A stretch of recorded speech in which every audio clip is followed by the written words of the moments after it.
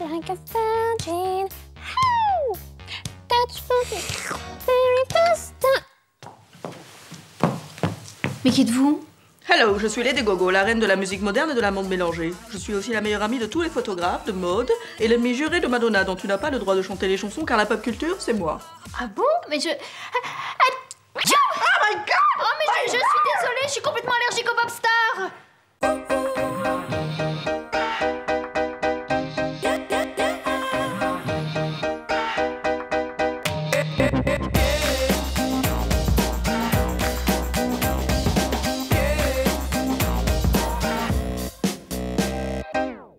Bonjour à tous et bienvenue dans le monde complètement dingue de la tendance. Vous regardez Stylia, je suis Elisabeth Bost, ceci n'est pas une émission de musique, ni de politique, ni un décryptage météorologique des catastrophes naturelles, encore moins une analyse du système digestif des antilopes cervicapres. Non, ceci est une émission de mode, je sais, c'est fou.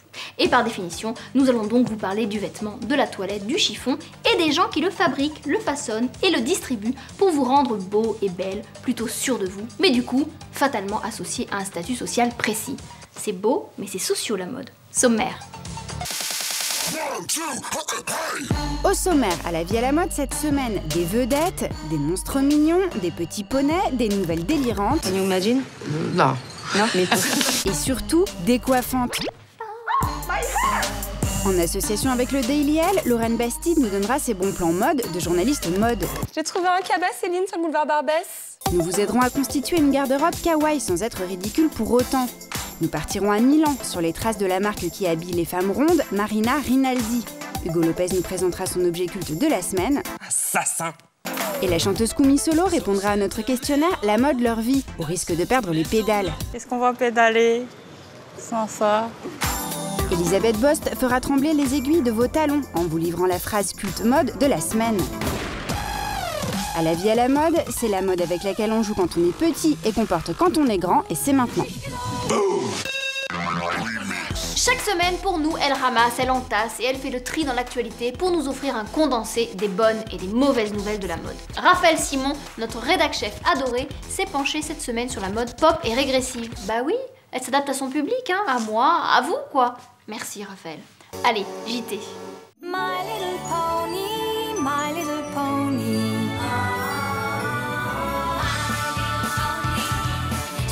Si vous avez le moral dans les chaussettes parce que l'hiver arrive trop vite, rassurez-vous, l'incontournable de la semaine est garanti anti-grise mine. Il a 4 pattes, une chevelure arc-en-ciel, des fans hystériques. Et un chirurgien plastique du tonnerre puisqu'il fête ses 30 ans et n'a pas pris une ride.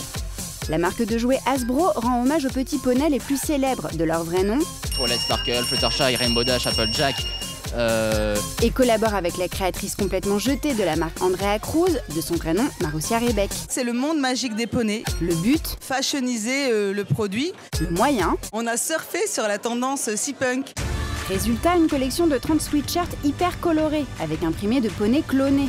Et un goûter d'anniversaire all over poney organisé chez Colette. Attention, overdose de poney, des assiettes poney, des banderoles poney, des figurines poney et des ateliers relooking pour ressembler à un petit poney.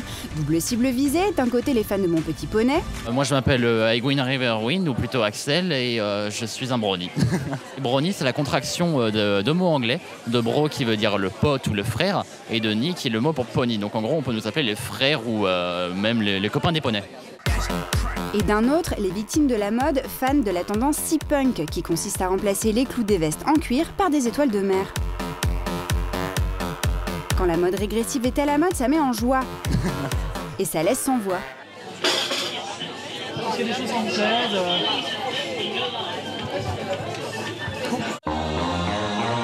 Le chouchou de la semaine est un duo. Tous les deux japonais, ils vivent en France depuis plus de 10 ans. Je m'appelle Hijiri Shimamoto. Ueki. Hijiri, prénom, c'est H-I-J-I-R-I. Ueki, c'est U-E-K-I. Hijiri et Ueki exposent une collection de fausses fourrures très animales. Au milieu des bêtes empaillées du musée de la chasse, les manteaux à capuche et sabots fourrés ont pris place le temps d'une soirée, la soirée monstre.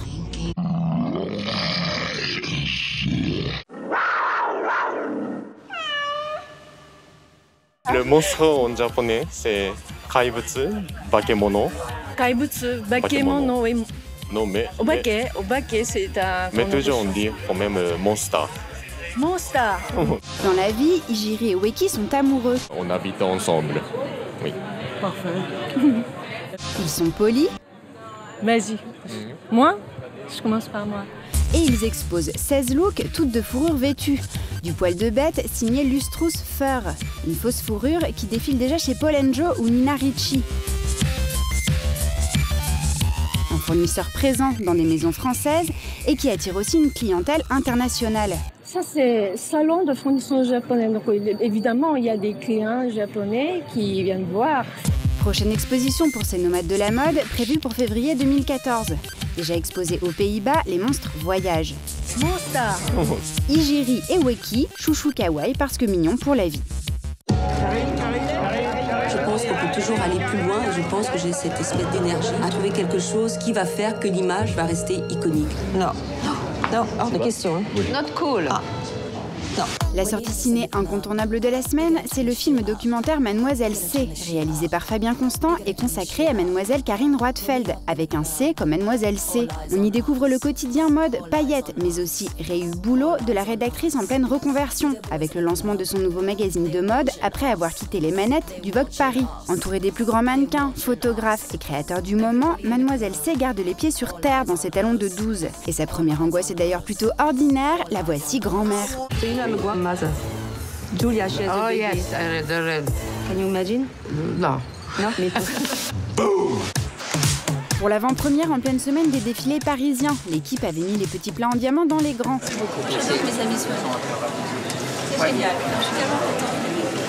Avec un tapis rouge à faire pâlir les plus chics soirées de la Fashion Week. Les mannequins ont dansé toute la nuit, elles sont arrivées en titubant aux essayages du défilé Vuitton le lendemain matin. Il faut croire que celle qu'on appelle l'irrévérencieuse est un peu contagieuse. Il est l'heure de prendre une leçon de mode. Et cette saison, elle n'est pas noire et blanche la leçon, mais multicolore. Partout de la pop, des couleurs, du grand n'importe quoi, qui a du style, qui est kawaii. Comprenez, la mode influencée par la pop culture japonaise. Attention, ça peut faire mal aux yeux, cette chronique est donc déconseillée aux personnes mentalement monochromes ou épileptiques. Garde-robe. Adieu tristesse, monochrome et couleurs pâles. Cet automne, ne pensez plus discrétion, sobriété, feuilles mortes qui tombent des arbres roux, violons qui crient le désespoir et ton sur ton. Non, cet automne, pensez kawaii, démesure, pop gothique. Oui, ça existe. Habillez-vous manga électrique et bling bling japonais. Oh ouais! Une vague nippon pop a envahi les podiums et les boutiques du monde entier pour dire zut à l'automne tristounet. Et égayez vos armoires, la rue, la vie, le monde entier. Petit tour en 3 points de la tendance kawaii cet automne, votre nouveau Prozac du chiffon pour cette saison. Commencez à créer votre garde-robe kawaii en vous laissant guider par les couleurs. Du bleu électrique, du jaune volcanique, des découpes qui semblent courir après la couleur qui s'échappe des silhouettes, comme chez Acné ou Maison Martin Margiela. Une fois cette étape franchie, tournez-vous vite vers les imprimés. En total look bien sûr, on a dit kawaii, pas demi-kawaii. Chez Miu Miu, les poids se portent en lot de 10 000, sur des robes en manteau ceinturé et mixées avec des collants opaques à rayures, interdits aux personnes épileptiques mais tellement kawaii. Kawaii égale branché, inspiration Kenzo obligée. L'imprimé fort de cette saison, c'est l'œil, porté en logo XXL sur un sweat ou de la tête aux pieds, visage, manteau, leggings, chaussures. Autre imprimé kawaii cette saison, le renard, chez Zadig et Voltaire ou pour les folles alliées, chez Castelbajac. Pas emballé, allez sur Assos avec ce pull et cette écharpe en polyester, car même si le polyester ça gratte, le renard c'est kawaii. Qui dit kawaii dit coquine. Le célèbre uniforme un peu mignon, un peu sexué de la Lolita japonaise se retrouve donc naturellement sur les podiums. En look écolière avec motif écossais et jupe plissée au portefeuille mi-cuisse avec rocker chez Moschino. Chez Valentino, les cols et les collerettes d'écolière se parent même de dentelle. La dentelle très kawaii mais seulement par touche. Pour les plus riches et grunge, quelques modèles chez Saint-Laurent. Et les moins riches, messages aux 3 Suisses. Au rayon accessoires, c'est Chanel qui donne le ton kawaii avec la boots cuissarde cloutée enchaînée, qui rajoute de l'érotisme SM cher au monde des mangas japonais. Autre fantaisie, le gros bijou à message, très en vogue cette saison, en collier mélangé à tout type de médaillons et maillons, chez Lanvin, en bas kawaii, chez Topshop. Pour les plus téméraires, il faudra cet automne carrément se plonger dans l'univers du manga japonais. Et quand on dit plonger, ce n'est pas qu'à moitié. Armez-vous de la coupe de cheveux manga, remarquée chez Fendi, et enfilez comme vous pouvez une tenue de la marque japonaise comme des garçons. Déconstruction des formes, éclosion florale, romantisme noir propre à la littérature manga, explosion chromatique, découpage des matières, du kawaii intello et fataliste, dont vous pourrez vous inspirer pour construire vos looks décalés mais cultivés. Car si elle est pop, sexy, manga, animalière, baroque, intellectuelle ou à message, la tendance kawaii se porte par touches. Hello Kitty, Dragon Ball Z et les Tamagotchi pour s'imposer avec plus de classe dans le monde du luxe et du prêt-à-porter pour tous. C'est une idole, c'est une petite pop star, on vous en avait déjà parlé, elle s'appelle Kumi Solo. Kumi comme... et Solo comme Bruno. Bon, elle vient de sortir un disque et on en avait parlé dans l'émission. À la rédaction, on l'adore tellement qu'on est retourné la voir pour lui poser les questions mode de notre questionnaire mode à la mode, Kumi Solo. Et pourquoi vous me posez pas les questions à la mode à moi, puisque je suis la mode, je suis la pop art, je suis l'artiste qui naît dans le corps d'un bébé du crevette. Écoute Lady Gogo, hein, si on te posait le questionnaire à toi, ça prendrait 200 ans, ok? Questionnaire. 2, 3, 4, 5, 6, 7, 8 and back. Cette semaine, c'est la très pressée et toujours en retard Kumi Solo qui répond à notre questionnaire mode. C'est à bicyclette immobile qu'elle nous confie ses secrets de style les plus intimes. Attention, confidence.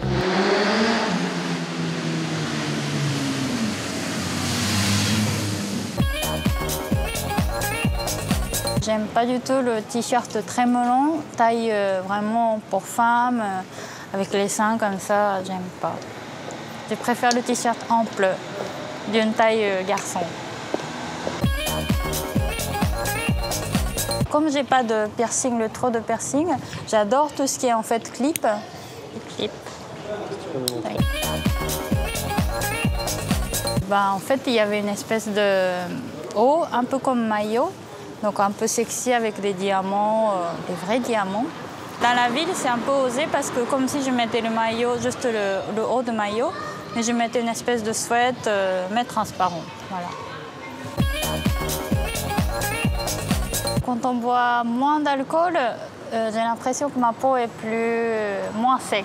Voilà. Il faut pas boire beaucoup. Voilà.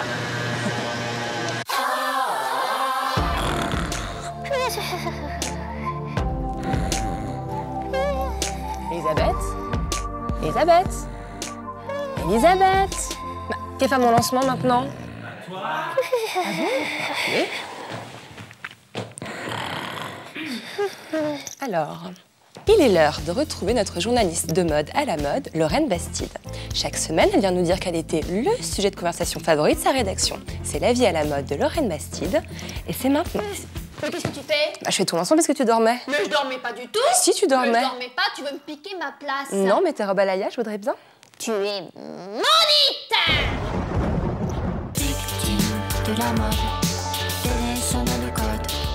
Alors Lorraine, quel était le sujet de conversation de votre rédaction cette semaine? Je suis toujours punie? Oui, tu es punie. Tu as voulu me prendre ma place. Bon, allez, viens. Je suis trop gentille. Merci. Je vous en prie. Alors, cette semaine, Zisla, 19 ans, est arrivée au journal en hurlant quelque chose d'hilarant. Notre petite assistante. Notre petite journaliste de DDL qui a 19 ans seulement.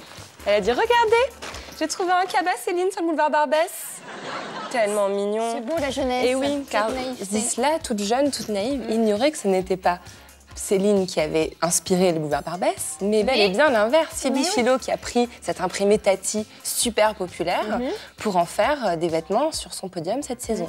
Et beaucoup plus cher. Et beaucoup plus cher, incomparablement plus cher. Voilà. Mais on peut dire que c'est malin. Parce que dans nos petites têtes de journalistes de mode, quand on va s'imprimer maintenant, on pense quoi? On pense Céline et on ne pense plus vendeur de clopes à la sauvette, boulevard Barbès. Donc ça, c'est le truc qu'il va falloir avoir? Alors ça, on va le trouver partout. On va le trouver chez Zara, on va le trouver chez H&M, on va le trouver chez Mango. Quand on y pense, le circuit est assez dingue quand même. Parce que du boulevard Barbès à l'avenue Montaigne à Zara, le circuit de la mode est de plus en plus dingue. Alors c'est pas la première fois qu'un créateur fait ça. Souvenez-vous en 2006, Nicolas Ghesquière chez Balenciaga. Imprimé Kéfier. Ça avait fait polémique, c'était effroyable. Effroyable. Donc quand les couturiers s'emparent d'un imprimé populaire, ça fait des nouveaux basiques. Admettons. Mais qu'est-ce qu'on fait? On mélange ces carreaux, on les superpose. Éclairez-moi, Caro. Moi, c'est Lorraine. Oui. Alors, sur le podium, Phoebe Philo suggère de mélanger des carreaux rouges avec des carreaux bleus, avec un sac à carreaux et des chaussures à carreaux. Bon, j'en ai vu en first row sur les défilés. J'ai vu des filles faire ça. Ça fait un tout petit peu mal aux yeux quand même. Un petit peu. Alors moi, dans la vraie vie, je pense qu'on met une pièce tati, une chemise ou une jupe, et ensuite quelque chose d'uni, une jupe noire si on a mis la chemise, ou une veste noire si on a mis la jupe. Mais c'est pas un peu gonflé quand même de prendre des trucs comme ça, là, par exemple tati, où c'est vraiment un imprimé, c'est un truc pas cher du tout, et ils le mettent juste comme ça sur des sacs, des portefeuilles, machin, et plouf, ils rajoutent 2-3 zéros. C'est gonflé, c'est audacieux, c'est drôle un peu, non? Je trouve qu'il y a un petit peu d'humour dedans. Ouais. Mais moi, je trouve que c'est pas évident à porter quand même entre nous. Hein. Non, bah, surtout, là, moi, c'est trop grand pour moi. Bah, en même temps, vous faites des trous pour les bras, Elisabeth. Je pense que vous avez une petite robe longue. Et là, on voit la journaliste de mode. Merci pour ce bon tuyau, Lorraine. Je vous en prie, Elisabeth. À la semaine prochaine. Je suis là pour ça. Like a Virgin. Poker Face. Papa Don't Preach. Bad Romance. Like a Prayer. Alejandro. Hang Up. Just Dance. American Life. Oh, j'ai perdu! Accrochez vos ceintures, repérez bien le gilet de sauvetage sous votre siège et prenez votre sac à vomi, on décolle et on part à Milan. L'enseigne de prêt-à-porter pour femmes rondes, Marina Rinaldi, qui est une marque du groupe italien Camel, Show et géant Max Mara, a invité d'importantes blogueuses et des journalistes pour assister à un événement spécial sous le soleil de Lombardie. Raphaël Simon et notre journaliste Fanny Calert étaient du voyage, elles n'ont pas vomi et nous ont rapporté ce très joli reportage. Caméra embarquée à Milan, c'est parti.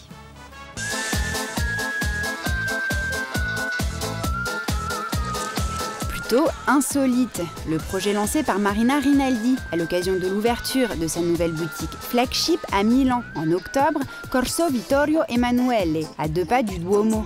La marque dédiée aux femmes rondes a réuni à Milan en juillet dernier une douzaine de curvy bloggers, comprenez blogueuses plantureuses, venues du monde entier pour siroter le spritz milanese et surtout pour une session de style. Des blogueuses venues des 4 coins du monde, ça donne des noms imprononçables. Avec les sous-titres, ça donne... Et ça souligne aussi les fossés culturels, dès qu'on se mesure aux États-Unis d'Amérique. How many followers do you have? I get about 500,000 to 1 million views a month. Sorry? 500,000 to 1 million views a month. Ah oui, quand même.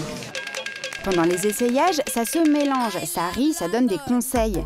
Chaque blogueuse avait pour mission de choisir 2 tenues dans la collection automne-hiver pour un shooting photo présenté lors de l'inauguration de la nouvelle boutique phare 2 mois plus tard. À travers cet événement, Marina Rinaldi célèbre donc la femme ronde 3.0, un bon moyen de moderniser la marque chic et classique qui existe depuis plus de 30 ans.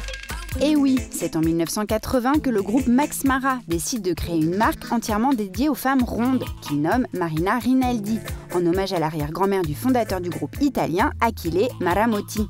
Suivant sa devise « Style is not a size », Marina Rinaldi met tout en œuvre pour que les femmes rondes n'aient plus peur de s'habiller au-delà de la taille 44 et de bien s'habiller. La marque casse les barrières psychologiques en proposant une nouvelle nomination de taille du 17 au 33 au lieu du 44 au 60. C'est presque un paradoxe qu'au cours de l'histoire, les femmes qui ont représenté la beauté féminine ont été toujours des femmes rondes. Tandis qu'aujourd'hui, les canons de la mode nous proposent sont tout à fait au contraire. Donc ces femmes, se sont aujourd'hui invisibles. Et c'est pour ça que Marina Rinaldi veut répondre à ces préjudices en disant « Women are back », le retour de la femme, pour mettre la femme au centre de l'attention. Rendre visibles ces femmes qui peinent en 2013 encore à s'habiller, malgré les timides tentatives des marques grand public, comme Asos, pionnier en la matière avec sa ligne Curve, lancée en 2010, ou H&M et sa campagne Choc, avec un mannequin taille 44 pour sa ligne Plus, au printemps dernier. Les courbes se dévoilent peu à peu, et on a même pu voir un défilé grande taille signé Eden Miller, à la dernière Fashion Week de New York en septembre. Pour autant, le marché XL peine à prendre de l'ampleur, alors que les grandes tailles n'ont jamais été aussi nombreuses. Et oui, en Europe, 50% des adultes sont en surpoids et 68% aux États-Unis. Petit marché pour les grandes tailles, voici une oxymore bien paradoxale mais bien réelle. En 2013, si t'es potelé, tu peines à t'habiller. Attention, tribune politique. I think it's easier there than some other countries, but it's not hard to find it. It's hard to find cute. A lot of brands just think when you're bigger, you just want something shapeless, something basic. I'm fighting with Russians because they think that if you're big, it means that you're already old. Ce qui manque aujourd'hui, c'est des vrais points de vente physiques des filles où les filles peuvent aller essayer leurs vêtements. I think it also just reflects what we see in magazines and in the media. You rarely even see a curvy actress, a curvy celebrity on TV. Heureusement, nos blogueuses savent se mettre en valeur malgré les obstacles. Pour cela, plusieurs options, soit on s'assume. In Russia, you know, I think we're born already plus as women because historically, like, we love potato, we love mayonnaise, it's nice. Soit on suit des conseils avisés. La première astuce, c'est vraiment choisir sa bonne taille. Beaucoup de femmes rondes s'habillent en dessous de leur taille. Genre oui, ça passe, souvent parce qu'on trouve pas. Et quand ça passe pas, vraiment, c'est pas très joli. To get rid of all the rules that we've learned because they tell plus-size women we're supposed to wear all black or stay away from bright colors or stripes and all these things that I don't believe in. Connaître le corps pour le mettre en valeur, c'est justement une devise de Marina Rinaldi, qui tutoie mieux que personne les courbes de ses clientes grâce à des choix de tissus et des coupes impeccables. À travers cette campagne, la marque déjà bien établie, avec plus de 300 boutiques dans 90 pays, conquiert la blogosphère et prend un coup de jeune. Une initiative qui ravit aussi les blogueuses. Normally at a party, I'm the only one with curves, so it has been just wonderful being together with so many beautiful curved ladies. Je t'aime à l'italienne. Lady Gogo, ce soir je vais au Grammy Awards of the Day of the World of the Fashion World à la MJC de Villeurbanne. Je sais pas quoi me mettre, tu me conseilles quoi? Oh, un trench de jambon de Parme avec du ketchup, pailleté. Ah, t'es sûre? Parce que le rouge ne me va pas très bien. Oh, mais qu'est-ce que c'est? Allô, oui? Hugo, oui. Comment ça, votre Tamagotchi? Ah, oui, je l'ai trouvé sur mon lit. Le nourrir? Bon, ok, je vais essayer. Mais dépêchez-vous, hein, je vous attends pour votre chronique, pour l'objet culte de la semaine. Oui, je vous embrasse, à tout de suite. Oui! Ne vous inquiétez pas, je m'en occupe. Bon, il faut que je nourrisse ce Tamagotchi. Comment ça marche?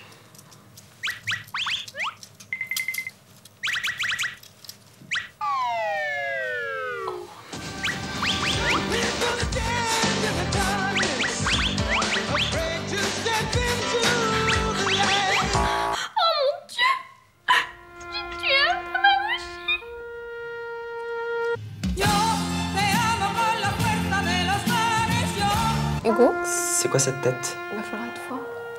Ne me dites pas qu'il... Assassin! Soyez pas si dur. Bon, bref.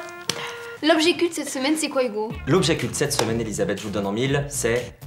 Le fameux Tamagotchi. Le fameux Tamagotchi. Le Tamagotchi, c'est un animal virtuel. Donc, c'est-à-dire qu'il a sa propre vie, vous le nourrissez, vous le soignez. Quel est l'intérêt? L'intérêt, c'est de s'occuper d'un petit animal, d'avoir une petite occupation. Vous pouvez jouer avec lui aussi. Et ça permet de materner avant l'âge. C'est d'ailleurs une japonaise qui a eu l'idée de créer des Tamagotchi en voyant des enfants s'ennuyer dans un train. Nous dit le dossier de presse. On était en 1996, en novembre 96 pour être plus exact. Ce mois-là, il s'en est écoulé 350 000 au Japon.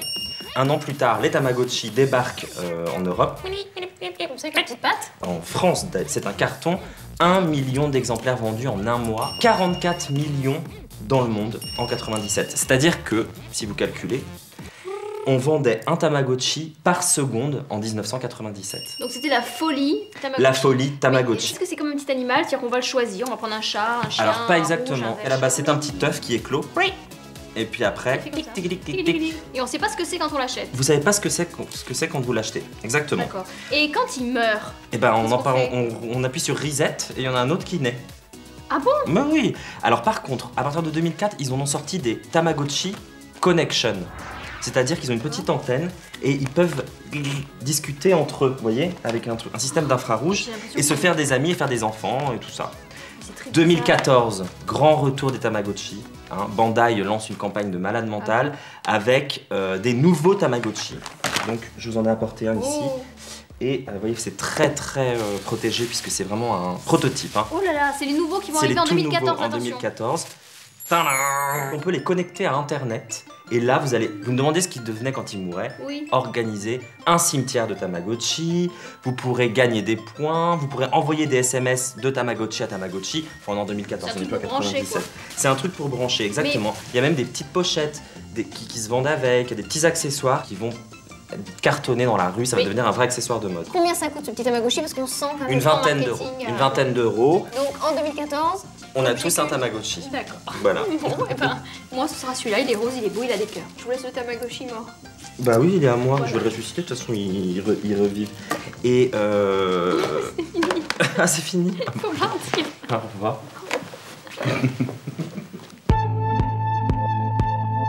Chaque semaine, je vous récite une phrase liée à la mode et prononcée par une personnalité liée elle aussi au monde de la mode. Ça s'appelle la phrase culte, ça ouvre de nouveaux horizons sur la tendance, et c'est maintenant. Fashion is a weapon that you can use when you need it. Donatella Versace.